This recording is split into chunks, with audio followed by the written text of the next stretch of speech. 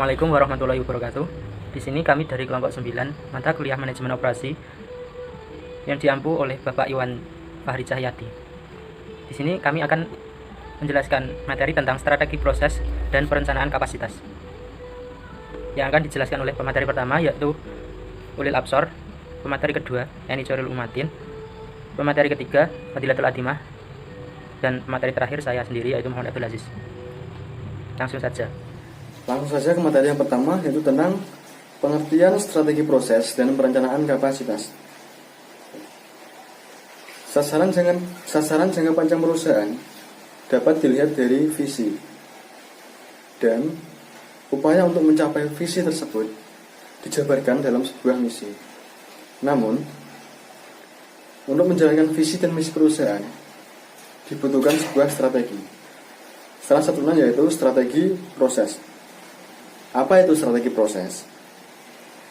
Strategi proses adalah sebuah pendekatan yang digunakan suatu perusahaan untuk mengubah sumber daya menjadi barang atau jasa. Maksudnya yaitu, strategi proses ini berkaitan dengan kegiatan produksi. Bagaimana cara perusahaan itu mengolah sumber daya atau faktor-faktor produksi menjadi sebuah produk yang bernilai, bermanfaat, sesuai dengan keinginan konsumen. Selanjutnya, berbicara mengenai strategi proses, tidak akan terlepas dari yang namanya perencanaan kapasitas. Sebelum membahas tentang perencanaan kapasitas, alangkah baiknya kita tahu apa itu kapasitas. Kapasitas yaitu kemampuan pembatas atau batasan dari unit produksi dalam memproduksi barang dengan jangka waktu tertentu. Perencanaan kapasitas menurut Smith adalah sebuah fungsi yang digunakan untuk menentukan level kapasitas yang dibutuhkan untuk mencapai jadwal produksi, kemudian membandingkan dengan kapasitas yang tersedia, dan merencanakan penyesuaian yang dibutuhkan dalam level kapasitas. Jadi, perencanaan kapasitas sangat penting dalam mencapai kesuksesan perusahaan. Jika kapasitas yang disediakan untuk produksi terjadwal tidak mencukupi, maka hasil yang akan didapatkan adalah shortage, kegagalan mencapai target produksi, terlambat dalam pengiriman pelanggan, dan berkurangnya service level. Sebaliknya, jika kapasitas yang disediakan berlebihan dari yang dibutuhkan, maka akan berdampak pada rendahnya utilitas resource, inefisiensi, biaya yang tinggi, dan mengurangi margin keuntungan. Sekian presentasi dari saya. Selanjutnya akan dilanjutkan oleh materi yang kedua. Selanjutnya yaitu macam-macam strategi proses dan macam-macam perencanaan kapasitas. Yang pertama yaitu strategi proses. Strategi proses merupakan pendekatan terorganisasi secara keseluruhan untuk menghasilkan barang dan jasa.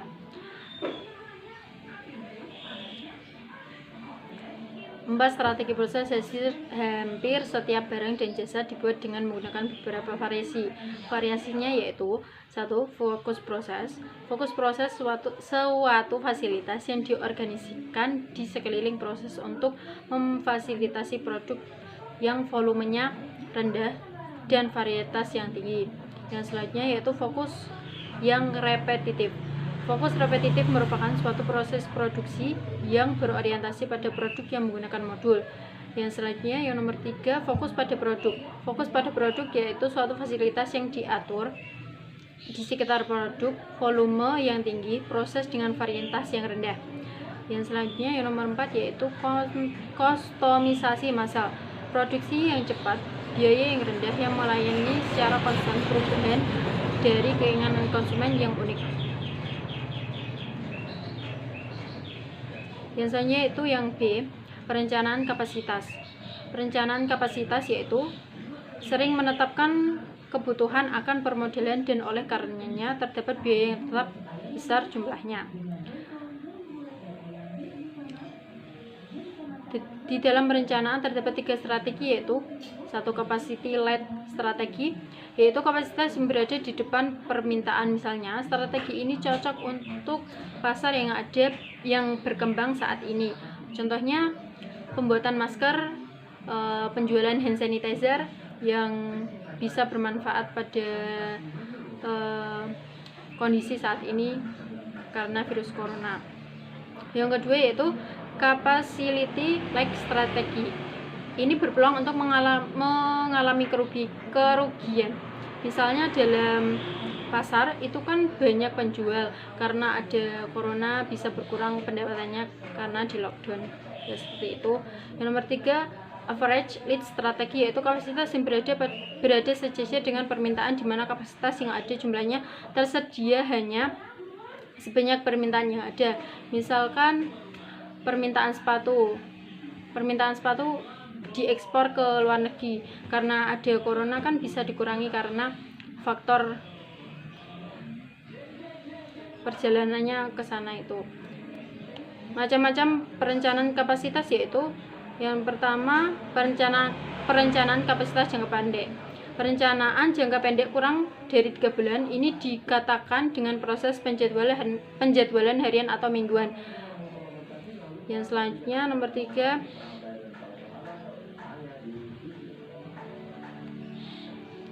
perencanaan kapasitas jangka menengah. Perencanaan jangka menengah itu berkisar 3-36 bulan yang akan datang. Dalam hal ini kapasitas juga bervariasi karena alternatif penarikan tenaga kerja, pemutusan tenaga kerja, peralatan-peralatan yang bukan utama. Yang selanjutnya perencanaan kapasitas jangka panjang. Perencanaan jangka panjang atau long time lebih dari 3 tahun, di mana sumber daya produktif memakan waktu lama untuk memperoleh atau menyelesaikan seperti bangunan, peralatan, atau fasilitas yang ada.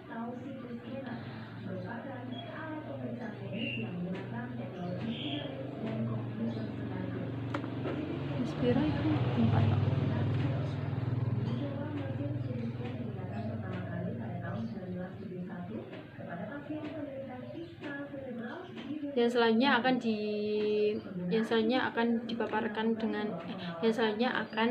disampaikan oleh Mbak Dimah. Yang selanjutnya akan disampaikan oleh pemateri selanjutnya. Sekian dari saya. Yang ketiga ada break even point atau disingkat dengan BEP atau disebut juga titik impas, adalah suatu keadaan di mana dalam operasi perusahaan tidak memperoleh laba dan tidak menderita rugi atau penghasilan yang dinilai menggunakan total biaya. Tetapi analisis BEP tidak hanya semata-mata untuk mengetahui keadaan perusahaan apakah mencapai titik BEP, akan tetapi analisis BEP mampu memberikan informasi kepada pinjaman perusahaan mengenai berbagai tingkat volume penjualan serta hubungannya dengan kemungkinan memperoleh laba menurut tingkat penjualan yang bersangkutan. Volume penjualan di mana penghasilan tepat sama besarnya dengan biaya totalnya, sehingga perusahaan tidak mendapatkan keuntungan atau menderita kerugian yang dinamakan break even point. Dengan mengetahui titik impasnya, manajer suatu perusahaan dapat mengindikasikan tingkat penjualan yang disyaratkan agar terhindar dari kerugian dan diharapkan dapat mengambil langkah-langkah yang tepat untuk masa yang akan datang. Dalam mengetahui titik impas ini, manajer dapat mengetahui sasaran volume penjualan yang harus diraih oleh perusahaan yang dipimpin. Apabila penjualan pada BEP dihubungkan dengan penjualan yang dianggarkan, maka akan dapat diperoleh informasi tentang berapa jauh penjualan bisa turun, sehingga industri tidak menderita rugi atau tingkat keamanan bagi industri dalam melakukan penurunan penjualan. Informasi tentang margin of safety ini dapat dinyatakan dalam persentase atau rasio antara penjualan yang dianggarkan dengan volume penjualan pada tingkat impas. Keadaan Keadaan impas perusahaan dapat terjadi apabila hasil penjualan cukup untuk menutupi biaya-biaya yang dapat dikeluarkan perusahaan ketika memproduksi suatu produk. Biaya dalam analisis BEP terdiri dari biaya tetap dan biaya variabel. Biaya tersebut dapat digunakan sebagai dasar untuk mengetahui titik impas perusahaan. Analisis break-even point juga dapat digunakan sebagai alat bantu bagi manajemen untuk melakukan perencanaan, yakni hal membuat perencanaan penjualan dan laba. Nah, penggunaan analisis break-even point memiliki beberapa tujuan yang ingin dicapai, yaitu 1. Mendesain spesifikasi produk.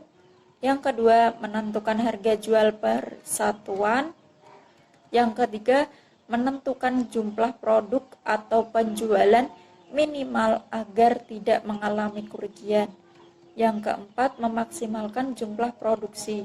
Yang kelima, merencanakan laba yang diinginkan. Di samping itu, terdapat manfaat yang diberikan oleh adanya titik impas, yaitu sebagai berikut.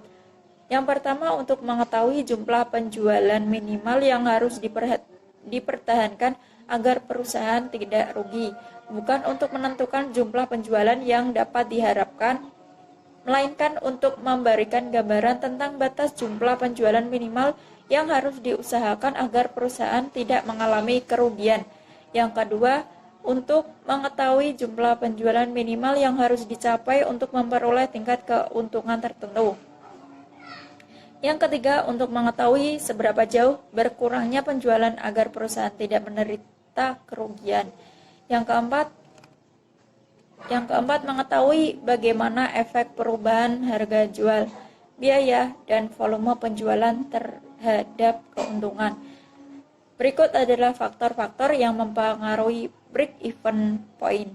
Yang pertama, harga jual produk, yaitu naik atau turunnya harga jual akan berpengaruh terhadap penghasilan dari penjualan. Yang kedua, jumlah unit yang terjual adalah perubahan dari jumlah unit terjual akan secara langsung mempengaruhi penghasilan penjualan. Yang ketiga, biaya produksi atau biaya usaha adalah biaya keseluruhan yang harus diperhitungkan terhadap hasil penjualan. Selanjutnya, pada hakikatnya setiap usaha yang didirikan punya harapan di kemudian hari. Misalnya mengharapkan perkembangan yang sangat pesat. Perkembangan usaha pada dasarnya menginginkan tercapainya satu tujuan, yaitu memperoleh laba dan menjaga kontinuitas usahanya. Adanya hal tersebut memaksa perusahaan untuk dapat bekerja keras agar dapat bersaing secara kompetitif. Bagi perusahaan yang ingin survive dan sukses harus berusaha untuk meningkatkan volume penjualan yang dicapai perusahaan, karena hal itu akan mempengaruhi pencapaian laba usaha yang maksimal. Apabila perusahaan mampu meningkatkan jumlah keuntungan yang lebih besar, selain keuntungan yang meningkat dapat pula menaikkan efisiensi perusahaan. Kemudian faktor yang harus diperhatikan dalam pengelolaan manajemen perusahaan, yaitu berhasil tidaknya suatu perusahaan ditentukan oleh kemampuan manajer dalam mengelola perusahaan yang dipimpinnya tersebut. Ukuran keberhasilan manajer dalam memimpin sebuah perusahaan dapat dilihat dari laba yang dihasilkan selama periode tertentu. Ukuran yang sering dipakai untuk menilai sukses tidaknya manajemen perusahaan adalah laba yang diperoleh perusahaan. Sedangkan laba terutama dipengaruhi oleh 3 faktor, yaitu yang pertama harga jual produk, biaya, dan volume penjualan. Biaya menentukan harga jual untuk mempengaruhi volume penjualan, sedangkan penjualan langsung mempengaruhi volume produksi, dan volume produksi langsung mempengaruhi biaya. 3 faktor ini saling berkaitan satu sama lain. Oleh karena itu, dalam perencanaannya, hubungan antara biaya, volume, dan laba memegang peranan yang sangat penting. Jadi, kesimpulannya yaitu yang pertama, strategi proses merupakan sebuah pendekatan dari organisasi untuk mengubah sumber daya menjadi barang dan jasa. Jadi, strategi proses memiliki tujuan untuk menciptakan sebuah proses yang bisa menghasilkan produk yang dapat memenuhi keinginan pelanggan. Proses yang dipilih akan memiliki efek jangka panjang pada efisiensi dan fleksibilitas dari produksi. Kedua, yaitu perencanaan kapasitas. Yang dimaksud di sini yaitu keputusan strategi jangka panjang untuk membangun sumber daya perusahaan secara keseluruhan. Paling tidak terdapat 3 fungsi perencanaan kapasitas. Yang pertama, membangun sumber daya produksi secara keseluruhan. Yang kedua, mempengaruhi biaya dan kompetensi. Yang ketiga, menentukan kapan atau bagaimana menentukan kapasitas. Macam-macam strategi proses. Yang pertama, fokus yang repetitif. Yang kedua, fokus proses. Yang ketiga, fokus pada produk. Yang keempat, macam-macam strategi perencanaan kapasitas.